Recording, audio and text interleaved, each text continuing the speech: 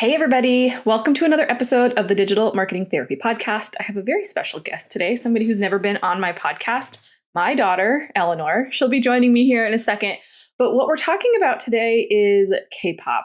And I know that doesn't sound like something within the marketing space, but if we think about how they build community and build raving fans, it's really pretty incredible. So today, we're going to talk through kind of what are some of the ways that K-pop has been able to really create raving fans. And if you don't know what K-pop is, it's Korean pop music, so think BTS.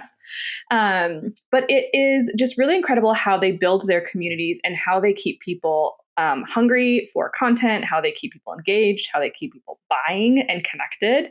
And since my daughter is a huge K-pop fan, when I told her this was a topic I was going to be sharing with you on the podcast, she insisted on being my special guest and sharing her insights and wisdom. So I'm really excited to jump into this episode with her. But before we get into it, this episode is brought to you by our digital marketing therapy sessions. So if you're thinking about how can you take what you hear from this episode and integrate it into either your monthly giving program or just your fundraising program in general, hit me up, thefirstclick.net/office hours. You can snag some time. We can talk through some strategies and really help you build that community that is going to be shouting your names from the rooftops and really being super raving fans. Okay, so thefirstclick.net/office hours. But let's get into the episode. You're listening to the Digital Marketing Therapy Podcast. I'm your host, Sammy Bedell-Mulhern, and each week I bring you tips from myself and other experts, as well as hot seats with small business owners and entrepreneurs to demystify digital marketing and get you on your way to generating more leads and growing your business. Hey, Eleanor, welcome to the podcast. Hello. So I'm excited to have this conversation with you. So I'm going to ask you some questions and you give me your candid thoughts. But you've been a K-pop fan for how long? Almost 2 years.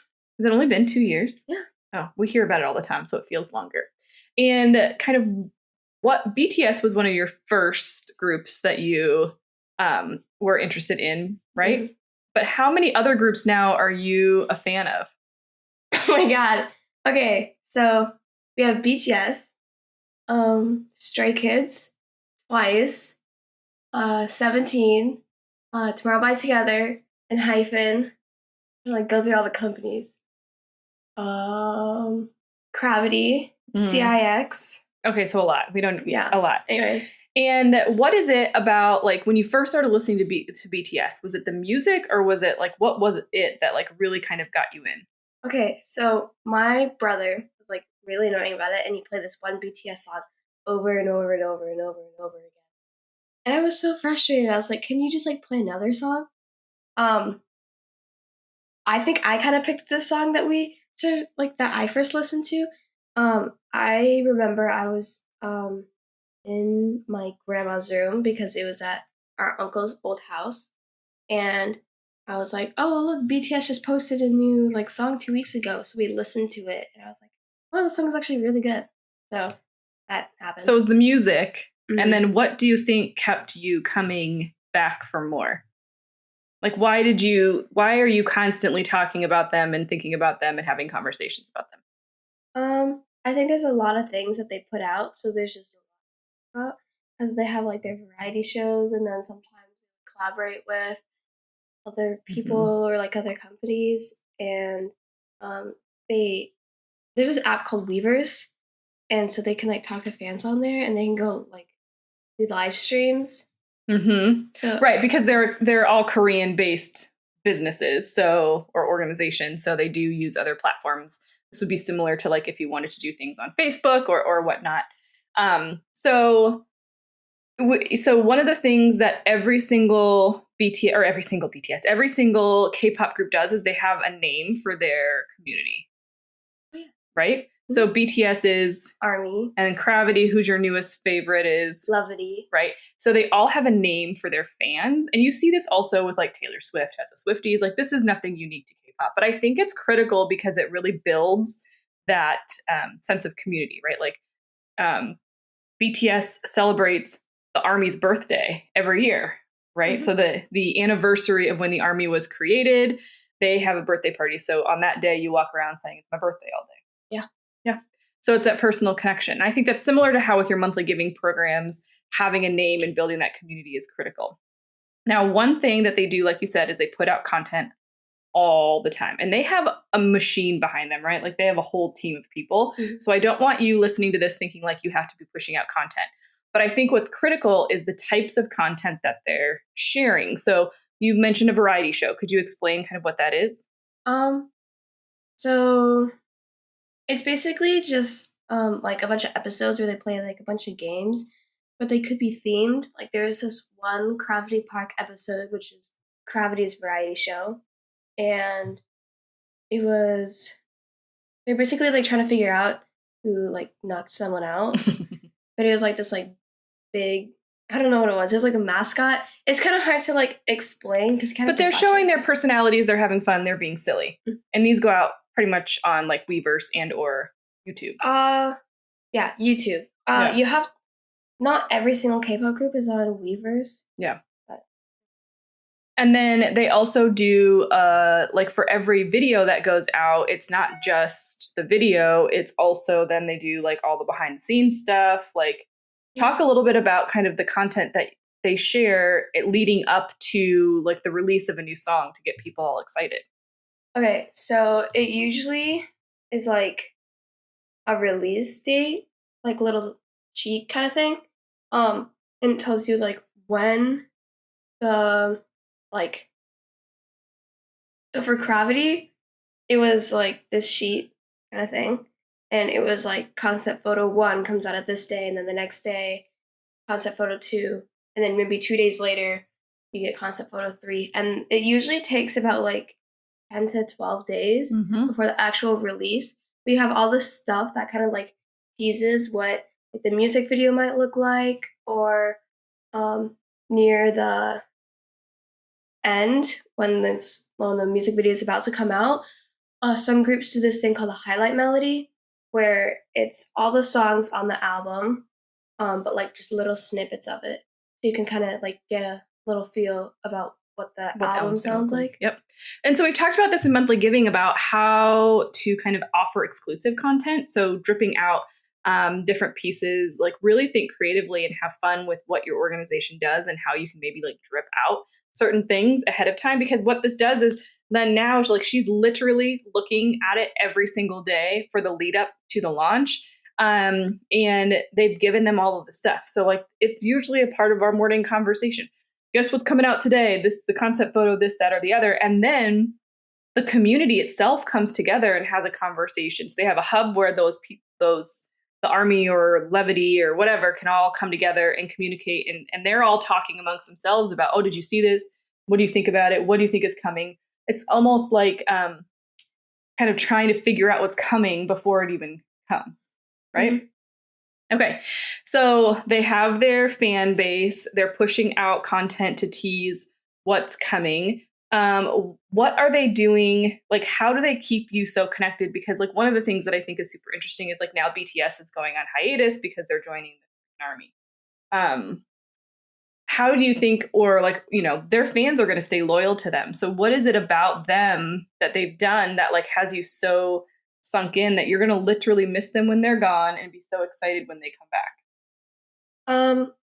I think it's like actually spending time with like fans, and because like some artists will like go on random like sprees of just like talking to their fans. It's mainly on Weverse. Like I was trying to play a game today, but Treasure, which is a group, they kept like popping up and they were just like responding to a bunch of comments. And I think like being able to like spend time with them, like their fans, is something that like keeps people. Yeah, so they engage, they're social. Yeah. Well, and I think that's something that's interesting about like when you watch a K-pop concert, they spend a lot of time during the show like talking to fans. Like they're not just playing the music, like they're talking, they're engaging with fans in their live events also. And so, you know, you have some groups that have 7 to 13 members, but you know what I find fascinating is my kids can name all of them. Like they could sit down and tell you who they all are. And let's not forget that that 90% of the content that these artists are putting out is in Korean. It's not even in English, but yet they have fans worldwide. And so I think it's more about the community they've built, the way that they engage, how they interact. Like the language doesn't even matter. Right? Mm-hmm. You got nothing more to say about that? Oh. I also think what like keeps fans like connected. I think artists, like a lot of artists are like really funny. Like there's a lot of memes going around. There's this one meme of Vernon from 17. It was like he was promoting this fake company. It's called like Cheating Death or something. And the motto was kidney function is a right, not a privilege. Or yeah. But he said kidney function is a right, not a privilege. So they're just silly. Yeah. So I think having those memes out also like has fans like connect with each other because they can talk about like, oh, did you see this one quote that blah blah blah said? Like that was really fun. Yeah, I love that. And I think that building community within your monthly giving program can look like a lot of things, and it's not, not difficult. It could be your own VIP group or your own Facebook group for just your monthly donors. It could be monthly Zoom calls where you get people connected. It could be in-person things if that's the way that your audience works. I mean, you're obviously not going to have a fan base. How big is Army? Like millions of people. Millions of people. You're not going to have a fan base that big. I mean, maybe you will at some point, but probably not. But you can really take these things and distill them down into like what you can manage and layer them in. So it doesn't mean you need to be pushing out content all the time, but layer it in. And then remember that like part of what is so great about these K-pop groups is like, let's say BTS will put out like a dance rehearsal video and people will watch it on YouTube and they'll get all excited. And then their fans will literally cut those videos up and share them on like TikTok and Instagram and all over the place. Like BTS doesn't even have to share all their, like much of their stuff because you all take it. So how can you make it easy for your monthly donors to take bite-sized chunks of the content you're already creating and be kind of that megaphone for you? You agree? Yeah. And now BTS shows up on my TikTok feed all the time. Yeah. Rightfully deserved. Anything else that you might want to share about kind of what fun kind of cool things that some of these K-pop groups do to engage with their fans? No. And mind you, okay. So K-pop artists, they have these cool little things called light sticks. And, they come out every once in a while because there's like different versions. ATs, I really like their light stick, but they like changed the design of it. So I think it's like version 2. I think that's cool. So a light stick is literally like it's like it lights up. So it's battery powered, but what's interesting is you can connect them to an app. So when you I don't think all of them. Oh, well, BTS is you can connect to an app. So even when they live streamed the concert, even if you were at home, the what are they called? BTS's is called so the Army Bomb. It will literally change color based off of the song that is playing, which is not if you're at home. Oh, didn't do it at home? Oh, well, when you're at the show. So you've seen this with like a lot of artists do it with wristbands and things. They have like these big light sticks. It looks like a big ball on a black stick. So that's what I was going to say is they're selling merch for like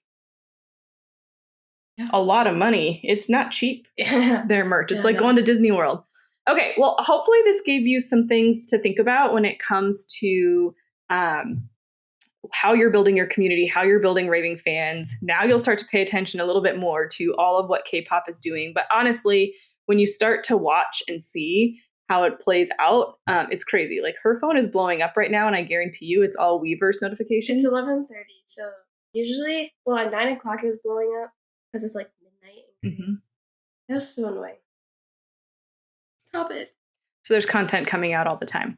But pay attention and look, like they literally had their fans when Butter came out. Like the reason why it streams so much too is the fans literally watch it over and over and over. And that's what helps them break records. And so I want you to not limit yourself and think outside the box. K-pop does not speak. Most of their songs are not in English. Most of them don't speak English, but they have huge following here in the States.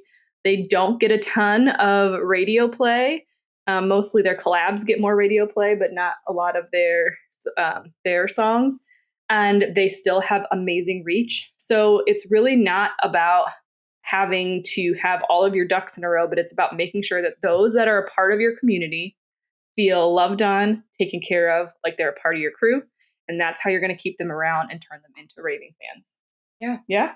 I do remember, though, I was driving. Well, I wasn't driving. You were driving me to theater. And we were listening to the radio. And 17 came on. And Verdon was talking. And there's this, 17 magazine. So that's who I thought they were talking to. I was like, why would 17 be on here? I wasn't, an insane 17 fan. Yeah. Back then. Now, I know every single one of them. They have 13 members. Anyway. And so when Vernon started talking, my jaw, because I knew who he was, my jaw was, on the floor. Yep. And I heard their English track, Darling, which is good. You should go listen to it. Well, okay, so that's what I was going to say to wrap it up. If people are like, okay, what's all this K-pop about? What should I listen to? Who do you recommend they check out first? Not BTS. People know BTS. People know BTS. Although everyone only knows BTS English. It's fine, tracks. but okay. Yes. I think 17. All of 17's albums are really good. Okay. And they are basically self-made. Okay. Which is cool. So, Stray Kids is, I think, it's considered noisy music, if that makes any sense. But all their songs are very unique. I like that. Gravity. Last one. Gravity's your last one? Gravity. Okay. Specifically, Liberty in Our Cosmos, that album. Okay, perfect. I mean, these guys have this generation of kids buying physical CDs. That's how much they have this community because of what they put into the packaging. Okay, well, I hope you enjoyed this episode. I know it's a little bit different than what we normally do. I want to thank my lovely daughter for joining me today on this episode. If you want more of her and her thoughts, you let me know. We could bring her back for other episodes. She's very opinionated and has lots of good, smart things to say. But I'm excited to hear kind of what this gets going in your brain and how this kind of starts to get you thinking about the ways that you build your community. Please make sure you subscribe wherever you listen. We have new episodes every Tuesday. And thank you so much for listening to this episode of Digital Marketing Therapy. Check out the show notes at thefirstclick.net/181, and we will see you in the next one.